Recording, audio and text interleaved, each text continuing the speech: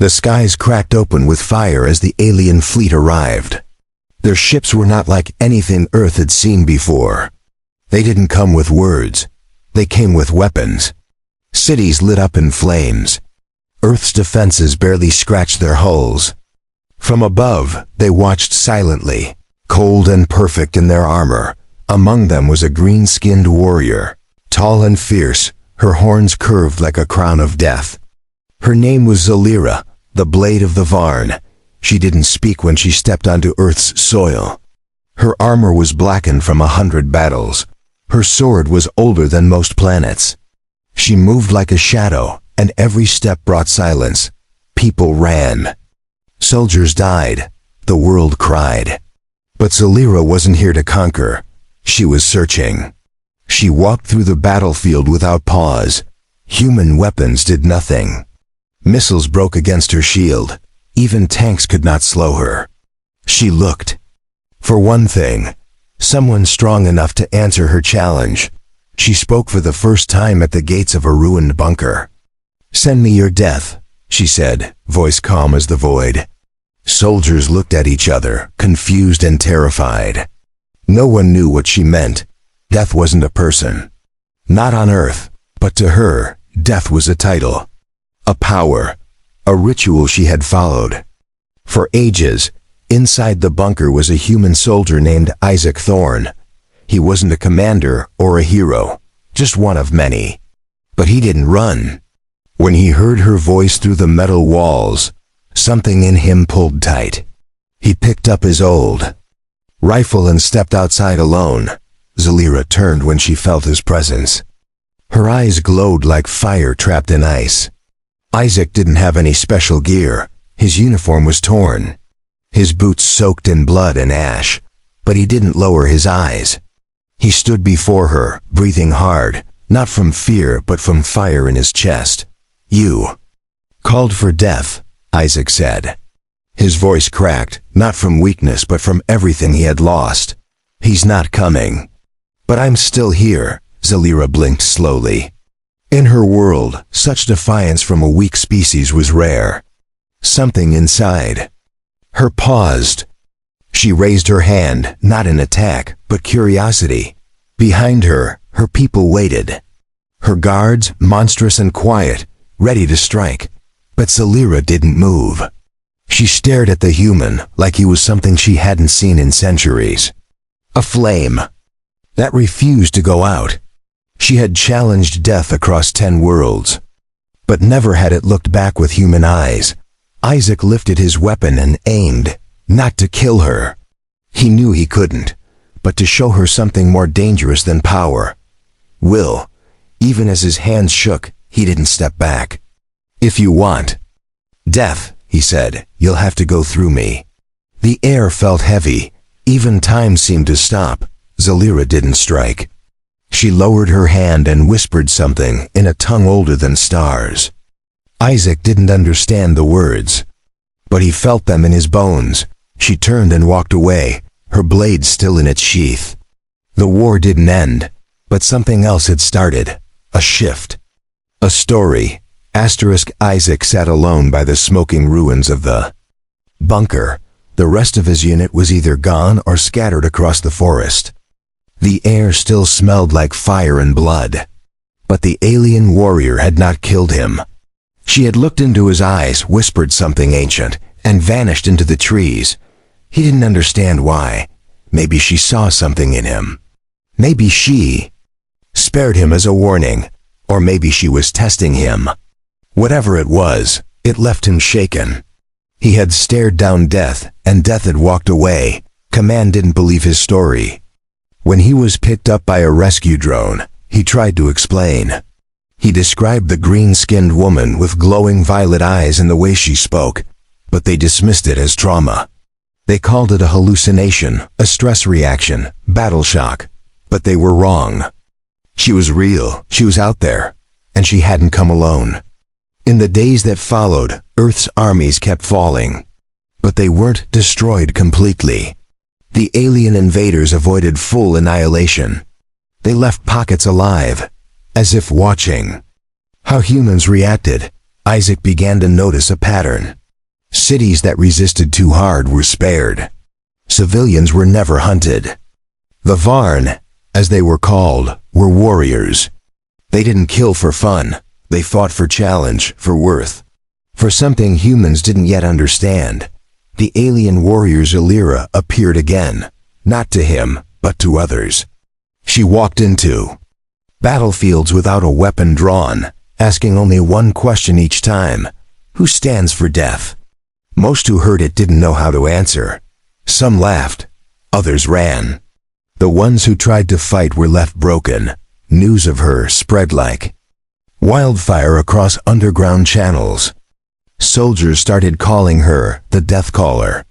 Some feared her, some wanted to hunt her, but Isaac stayed quiet. He knew she wasn't just killing. She was waiting, watching, searching for something that only a few would understand.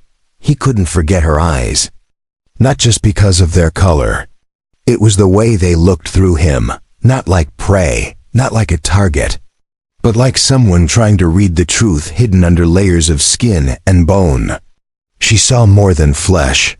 She saw Will. One night Isaac sat by a campfire in the hills near a destroyed outpost. He wasn't part of any unit now. He had left command without permission. He followed only rumor stories of where she had last been seen. He didn't know why. He just knew he had to find her again. He wasn't chasing revenge. He wasn't looking for glory. He didn't even know if he wanted to fight her. But he had questions that only she could answer. Why him? Why had she chosen to walk away instead of strike? Why did she ask for death like it was a name? As the fire crackled beside him, he heard something behind the trees. It wasn't footsteps. It was too quiet for that. But it wasn't natural either. Isaac stood slowly and turned, gripping his old rifle. The flames behind him flickered, casting shadows into the woods. She stepped out from the darkness like the forest opened for her. The same armor, the same eyes, the same silence. Her expression was unreadable. She walked forward slowly, not in attack, but with purpose. Isaac didn't raise his weapon. He simply said, "I knew you'd come." Zalira stopped 3 steps away from him. Her eyes scanned the fire, the trees, then finally his face. "Why did you leave your people?" she asked. Her voice was quiet but heavy, like a blade held just above the skin. "I had to find you," he replied. "I need to know what you saw that day. Why didn't you kill me?" She didn't answer right away. Instead, she looked at his hands. They were scarred, rough, trembling slightly. Then she looked into his eyes again. Just like before. "You stood," she said, "when others begged or fled. You had nothing left, and yet you stood. That is the death I seek. The kind that won't kneel even when the soul breaks." Isaac didn't understand the full meaning, but he felt the weight of it sink into his chest. "I'm not death," he said. "I'm just a man." Zalira tilted her head slightly. "Then become it," she whispered, "not as a killer. As a wall. As the one thing that will not fall." Her words weren't a threat. They were an invitation. A challenge of a different kind. Before he could speak, she turned away. But this time, she didn't vanish. She waited. Her back to him, as if offering him the choice. To follow, to walk away, or to rise. Isaac didn't move for several seconds. Then he stepped forward, past the fire, and into the dark with her. The trees closed behind them. The flames were left to burn alone. Somewhere far above, stars blinked like watching eyes. Isaac didn't know what lay ahead. But he knew one thing clearly. He was not the same man who had once waited in a bunker for death to come. He was becoming something else. Not a hero, not a weapon, but a symbol of what humanity could be when fear no longer ruled the heart. When strength came not from muscle, but from the choice to stand when everything else had fallen. The forest was quiet as Isaac followed Zalira deeper into the unknown. No birds sang, no animals moved. The trees around them were old and tall, like giants watching silently. Every footstep felt like it echoed forever. Isaac didn't ask where they were going. He just kept walking beside her. Zalira didn't look back. She moved with grace, her dark armor making no sound. Her purple hair flowed behind her like fire in slow motion. There was no fear in her steps, only purpose. Isaac had seen soldiers walk to battle, but never like this. She wasn't walking to war. She was walking to truth. They reached a clearing surrounded by stones. The ground was scorched, like something powerful had once happened here. In the center stood a single tree, black and twisted, but still alive. It pulsed faintly, like it had a heartbeat. Zalira raised her hand and touched its bark. "This is where I died once," she said, not looking at him. "But I came back. Not the same, stronger, but hollow. It is the way of our kind. We meet death, and if we return, we carry him within us." Isaac didn't understand how someone could return from death, but he knew better than to question her now. She turned and looked at him. "You carry it too," she said. "I saw it in your eyes, not just pain, not just loss. The weight of survival. The kind that leaves marks where no one can see." Isaac didn't answer. He just looked at the tree and felt something cold under his skin. He remembered the people he couldn't save. The ones who screamed his name as the fire came. The comrades, buried under rubble. The silence of radio calls that never answered. He remembered standing alone, hoping someone would tell him what to do. But no one ever did. "I'm not like you," Isaac finally said. "You were trained for this, born in war. I was just trying to live." Zalira walked closer and placed her hand on his chest. Her palm was warm, but the metal of her gauntlet was cold. "And yet, you're still here. That means more than training. It means you chose to keep going." A wind passed through the trees, but the leaves didn't move. The air felt heavy, like the forest itself was listening. Zalira stepped back. "There's a reason I called for death," she said. "On our world, death is not just an end. It's the one who accepts the final burden. The one who walks ahead so others can follow." Isaac looked down at his hands. Dirty, bruised, scarred, but still alive. He had lost too much to ever be whole again, but maybe that's what she meant. That the ones who carried broken pieces were the ones who could stand where others fell. "Why me?" he asked. "Why not someone stronger, faster, smarter?" Zalira looked up at the sky, where stars tried to shine through the clouds. "Because you didn't want to be chosen. The true death never seeks the title. He walks because no one else will." Suddenly the forest trembled, the ground shook.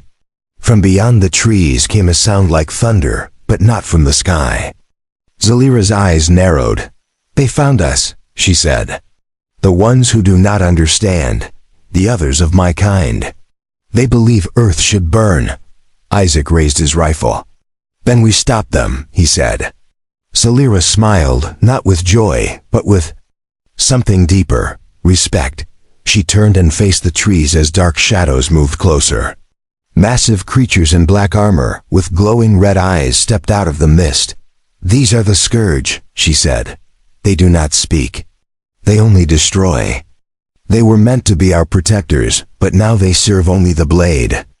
Isaac took a breath and placed his foot forward. He didn't feel ready, but he knew he had to be. The first Scourge raised its weapon. Zalira was already moving. Her sword flashed in the air like lightning. She struck without hesitation, her blade meeting steel with fire. Isaac fired his rifle, bullets singing into the night, sparks flying as they hit enemy armor. The battle wasn't fair. The Scourge were stronger, faster, endless. But Isaac didn't fall. He moved like a man with nothing left to lose. His blood mixed with the dirt. His breath burned in his lungs. But he never let his knees touch the ground. Zalira fought beside him like a storm given form. Every movement was sharp and perfect, but even she couldn't stop them all. A scourge grabbed Isaac by the shoulder and threw him into a stone. Pain shot through his ribs. He coughed but stood again. She shouted his name, the first time she had ever used it. It rang through the battle like a bell. "Isaac!" He looked at her, blood running from his mouth, and nodded once. That single motion meant everything, that he was still here. Still willing. He grabbed a broken metal rod from the ground and charged at the creature, not with strategy, not with plan, just pure will. He slammed it into the beast's face, sparks exploding. As it roared, Zalira leapt in, blade driving through its chest in one clean strike. When the battle was over, they stood alone among the fallen. The forest was silent once more. Isaac dropped to one knee, breathing hard. Zalira placed a hand on his shoulder. "You are becoming what I hoped," she said. "Not because of power, but because of choice." Asterisk. Isaac didn't sleep that night. His body begged for rest, but his mind stayed sharp. Every time he closed his eyes, he saw the scourge's glowing red faces and heard the sound of their metal bodies hitting the ground. Even in victory, his soul stayed awake. Zalira sat across the fire, silent and calm. Her armor was scratched. Her blade rested beside her. She didn't speak unless it mattered. That was her way. But Isaac knew something had changed between them. They had fought together. They had bled on the same soil. Now they were bound by survival. He finally broke the silence. "How many more are coming?" She didn't look at him right away. Her eyes were focused on the fire. "Too many," she said. "The high circle of Varn sees Earth as weak. They think it should be claimed, burned, used. They sent me here to prove them wrong." Isaac frowned. "Then why fight your own kind?" Her gaze lifted, steady and hard. "Because power without honor is a disease. The Varn used to stand for something greater. Now they see conquest as truth. I wanted to remind them what resistance looks like. What strength really means." He tossed a stick into the flames and watched it burn. "So I'm just a symbol?" he asked. "Some tool to show your people that humans won't kneel?" Zalira shook her head slowly. "You're not a tool. You're a mirror. You show them what they've forgotten. That courage isn't in bloodlines or tech. It's in choice." For a long time they said nothing more. The fire crackled. The stars turned above them. Somewhere in the dark, other Varn watched, waiting for orders. Isaac could feel the weight pressing down on them both. They weren't just two fighters anymore. They were the edge of something bigger. The next morning, they walked toward a ruined city. It had once been a beacon of life. Now shattered buildings reached into the sky like broken fingers. Smoke still curled from cracks in the pavement. They moved through the wreckage like ghosts, alert and quiet. Isaac noticed strange symbols drawn on walls in glowing paint. "What's this?" he asked. Zalira studied them for a moment. "Warnings," she said, "from other survivors. Humans leaving signs for each other.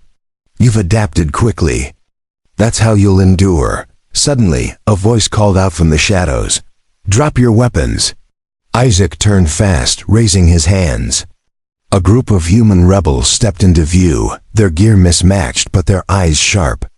One of them stepped closer and stared at Zalira. "What is that doing with you?" "She saved my life," Isaac said. "Twice." The rebel didn't lower his weapon. "She's one of them. They're killing us. You expect us to trust her?" Zalira stayed silent. Her posture calm. She didn't argue. She didn't explain. She let Isaac speak. "I don't care what she is," Isaac said firmly. "I care what she does. And she fights for the right side." The man hesitated, then lowered his rifle. The others followed. The tension didn't vanish, but the air shifted. Zalira nodded once in respect. They were led into the underground shelter. Cracked concrete, flickering lights, the smell of oil and dust. Isaac saw families, medics, wounded soldiers. People still holding on, still building, still resisting. Even in ruin, Earth was still alive. Zalira walked among them like a shadow. Some avoided her, others glared. But she didn't flinch. She wasn't here for praise. She was here to learn, to witness.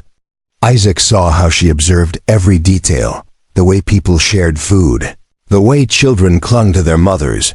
Later that night, one of the rebel leaders, a woman named Commander Reese, asked Isaac to speak privately. "You really trust her?" she asked. "I've seen good men die at the hands of her kind." Isaac nodded. "I've seen her bleed to protect humans."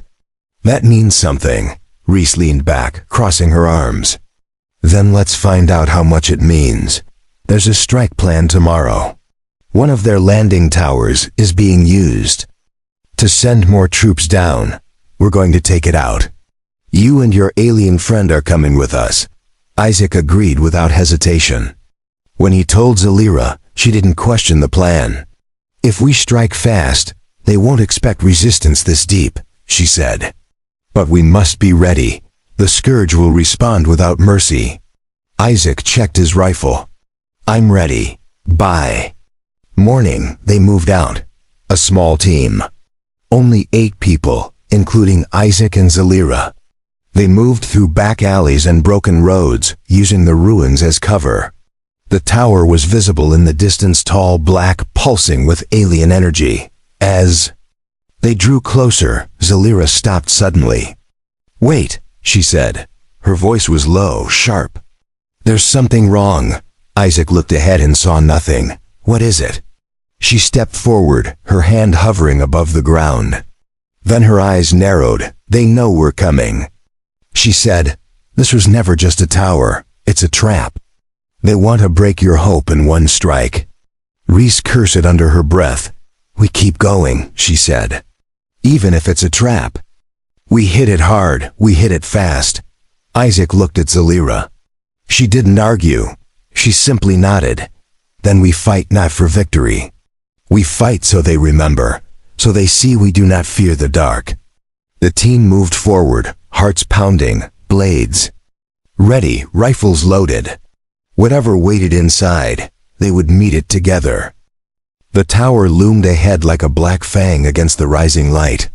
Metal panels shifted with quiet clicks, and strange pulses moved up and down its surface. Isaac crouched behind the wall of a half-destroyed store, his hands tight around his rifle. He could feel his heart in his throat. Beside him, Zalira remained still as stone. Her hand hovered over her blade, her eyes fixed forward. She wasn't just watching for enemies.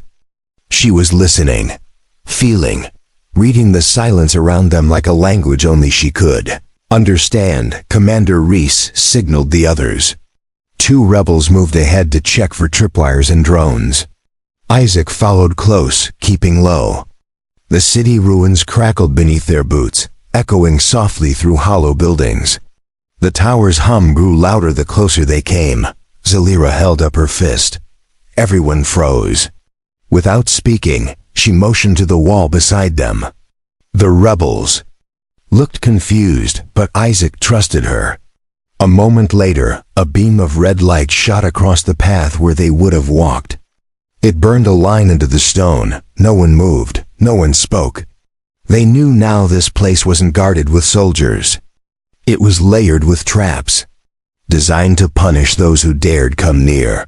But Isaac saw the calm in Zalira's face. She had expected this. She had trained for this. They found a side entrance near the base of the tower, covered in vines, but intact. Reese planted a charge and blew the lock. Inside, the walls were lined with glowing symbols. The hallway was smooth and cold. The air smelled like metal and smoke. As they moved in deeper, a loud hiss echoed ahead. A door opened slowly. From the darkness stepped 2 Scourge warriors. Their eyes flared red. One carried a long staff crackling with energy. The other raised a bladed weapon already stained with dried blood. The team didn't wait. Isaac opened fire, his rounds sparking off armor. Zalira leapt forward, her sword a streak of silver light. She struck the first Scourge across the chest. then rolled beneath the second one's swing. Her movements were fast and perfect. One of the rebels threw a grenade. The blast rocked the hallway, knocking both Scourge back. Isaac pushed forward, emptying his clip into the nearest one's chest until it finally dropped. Celira drove her blade through the second's head as it reached for Reese. Smoke filled the corridor. No time to rest. Celira pulled her blade free and nodded toward the elevator shaft. "They'll come in waves now," she said. "We must reach the core before the tower activates the beacon. If it sends a signal, more will descend." They climbed quickly, using the emergency ladders on the side. It took them 4 levels before they reached the power room. Inside were bright tubes of glowing liquid, humming with energy. Isaac had never seen anything like it. But he didn't need to understand it to know it was dangerous. Reese stepped forward and planted charges. 2 minutes to blow," she said. "Then we run like hell." Suddenly, alarms screamed. Red lights flared across the chamber. Doors locked shut. From vents in the wall, more Scourge dropped into the room like metal spiders. Isaac didn't hesitate. He shot one in the throat, rolled behind a column, and reloaded. Celira jumped between 2 rebels and deflected a spear aimed at their backs.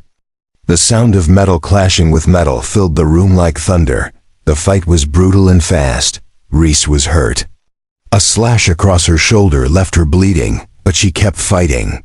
Isaac moved to cover her, pushing her behind a console and taking her place. "Go!" he shouted. "Protect the charges." Celira spun around, taking 2 Scourge down in a single arc.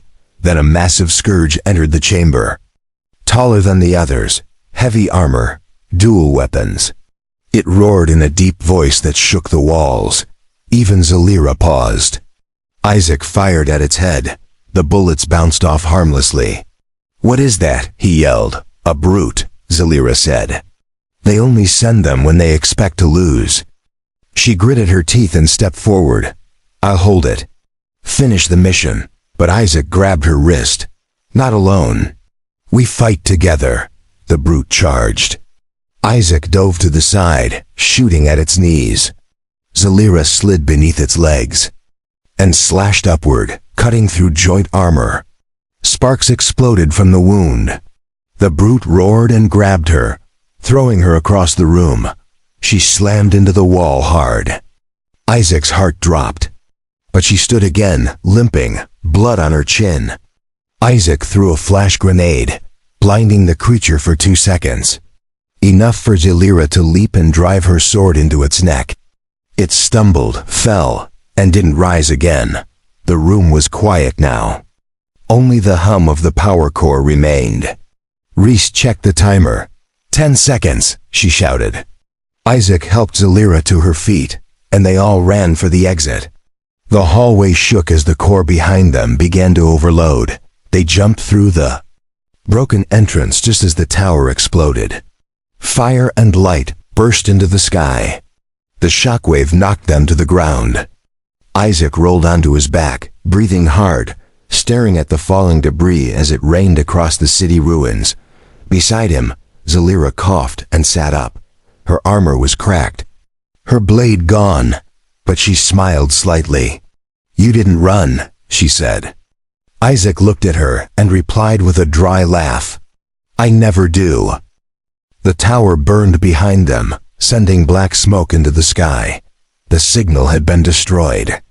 Reinforcements would be delayed. The team had won, but the cost was clear. Half the rebels lay wounded. Some would not see the next sunrise. Isaac sat on a piece of broken stone, pressing a cloth to a deep cut on his arm.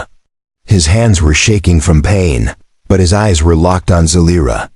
She stood at the edge of the rubble, her armor cracked, blood on her cheek, watching the flames rise. Without a word, Reese limped over and dropped beside Isaac. "She saved us," she said. "I don't know what she is, but without her, we wouldn't have made it." Isaac nodded slowly. "She's more than a warrior.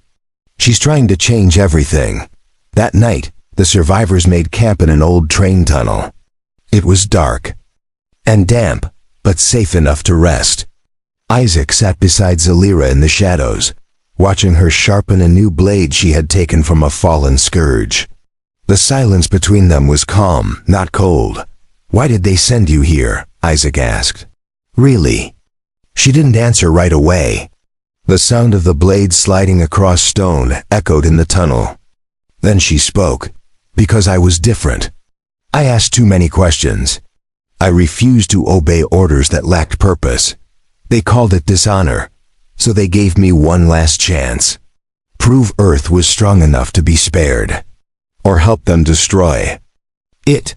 They thought I would choose the second path, but I chose the first." Isaac studied her face. It was tired, worn, but not defeated. "You believed in us," he said. "Even before we believed in ourselves." She stopped sharpening and looked up. "I believed in what you could be. In the fire I saw behind your fear. In the way you fight not for glory, but for each other." The next day, a transmission was intercepted. A message from the Varn High Circle. A final warning. They had seen the destruction of the tower. They had seen resistance. Now they would answer in full. One ship, one final assault. The flagship of the Varn was coming. Zalira's expression darkened. "The Iridax," she said. "It is not just a warship. It is a sentence. When it lands, the city dies. Nothing can stand against it." Isaac clenched his fists. "Then we stop it before it lands." Reese gathered the remaining fighters. Weapons were passed out. Wounds were wrapped tight. They knew the odds. No one spoke of survival, only of purpose. Zalira stood at the front, her new blade strapped to her back. Her eyes fierce. Isaac stood beside her. "Tell me what to do," he said. She turned to him and spoke low. "You stand, like you always do, even when it hurts. Even when the sky falls. You stand because they can't, and I will stand with you." The Iridax entered orbit that night. Its engines roared like storms. The ground shook as it approached. Buildings cracked. Lights flickered across the ruins. The resistance moved into position, hidden across rooftops and streets. Isaac checked his rifle one last time. Zalira reached out and placed something in his hand. A small symbol, shaped like a spiral blade. "This is the mark of the Deathbearer," she said. "It means you do not run. It means you hold the line even when all else falls. It is yours now." Isaac closed his hand around it. The metal was warm. He tucked it into his pocket and nodded. "I'll carry it until the end." The Iridax broke through the clouds above, its black hull glowing with violet energy. It hovered over the city, casting a shadow miles wide. Then it opened. The underbelly of the ship split apart like a beast opening its mouth. From within came wave after wave of scourge. They fell like raindrops, landing across the ruins in a storm of fire. The ground shook. Buildings collapsed. But the humans did not move. Isaac gave the signal. Every rooftop lit up with fire. Explosives burst across the streets. Rebel snipers picked off the first wave. Zalira jumped from the rooftop and landed in the middle of the fight, her blade swinging like a force of nature. The battle spread like wildfire. Screams echoed through the streets.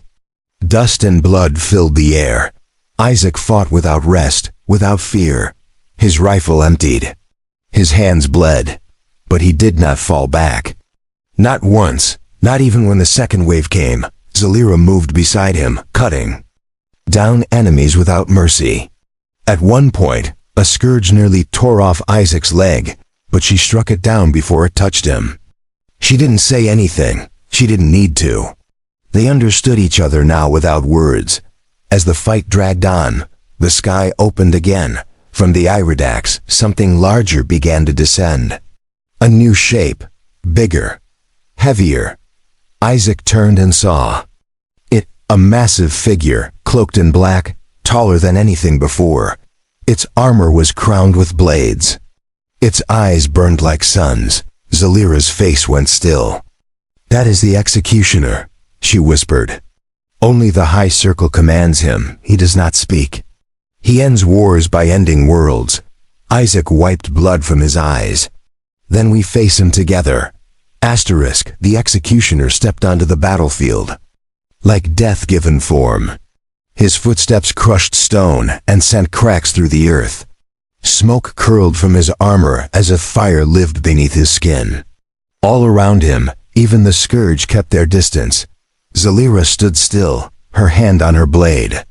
Her breath was steady, but Isaac saw the tension in her body. This enemy was not like the others. He was made for war. Made to erase hope. She had known he would come eventually. Now that he was here, everything hung in silence. Isaac walked to her side. He could barely stand, but he kept moving. Blood ran down his arms, his face was cut, but his eyes were clear. "We fight him. Together," he said. "Even if we fall." Zalira looked at him and gave a small nod. "Then let them remember what stood against him." The executioner didn't wait. He moved forward, faster than expected. His blade, twice the size of Isaac, sliced through the air. Isaac rolled to the side while Zalira met the attack head-on. Metal screamed against metal as she blocked the strike with both hands. The impact threw her backward, but she landed on her feet. She rushed in again, her smaller blade moving in tight circles. Isaac fired his last rounds at the executioner's legs, trying to slow him. The bullets hit but barely left a mark. Still, it was enough to give her an opening. She slashed across the back of his knee. Sparks flew. The executioner stumbled, then spun and struck her shoulder. Her armor cracked under the blow, and she dropped to one knee. Isaac charged in, grabbing a fallen pipe from the rubble and slamming it into the enemy's helmet. It didn't stop him, but it turned his attention. The executioner grabbed Isaac by the chest and lifted him into the air. Isaac gasped, his ribs bending under the pressure. Just as his vision dimmed, Zalira jumped and drove her blade deep into the executioner's side. The grip loosened. Isaac fell hard to the ground, coughing blood. But he saw her hold the blade, pushing it deeper as the executioner roared in silence. With one last motion, she twisted it. Then his armor burst with light. The executioner stumbled, shaking, and collapsed. Zalira fell with him. Isaac crawled to her side. Her armor was shattered. Her breathing was slow. Blood spilled from her side. "Stay with me," he said. She looked at him, and her lips curved into a weak smile. "I said I would stand with you." "I did." Reese and the remaining rebels reached them minutes later. The Iridax above began to retreat. Without the executioner, without the signal, the Varn had lost their will. Ships pulled away. The sky slowly cleared. Earth was not conquered. It had endured. Isaac carried Zalira to safety. Medics tried to stop the bleeding. She held Isaac's hand through it all, her grip still strong. She didn't speak much, but her eyes never left his. She watched the humans move, work, help each other, and she smiled. She lived. Her wounds would scar, but she survived. Weeks passed, then months. Zalira stayed among the humans, not as a prisoner, but as a guardian. She walked among ruins and rebuilding, teaching where she could, fighting when needed. Isaac visited her every day. Sometimes they talked, sometimes they said nothing at all. But he never missed a day. The bond between them was not forged from peace. It was made in fire, in blood, in choice. And it only grew stronger with time. One day, the Varn sent another message. Not a threat, a question. They had seen the footage. They had seen the executioner fall. They had seen one of their own bleed for humans. And now they asked, was Earth worth fearing or worth respecting? Zalira answered simply. She recorded a message in her native tongue and sent it across the stars. Earth is not to be feared, it is to be honored. It is not weak, it is human. And that is its strength. Years later, statues would rise in the heart of the city. One of a man, rifle in hand, standing tall. One of an alien warrior beside him, her blade lowered, her gaze strong. Together, they became a symbol, not of war, but of what came after. Isaac never asked for glory. Zalira never wanted praise. But their story lived on. A story of two beings from two dying worlds who stood together and made something stronger than both. A new beginning born not from blood, but from will.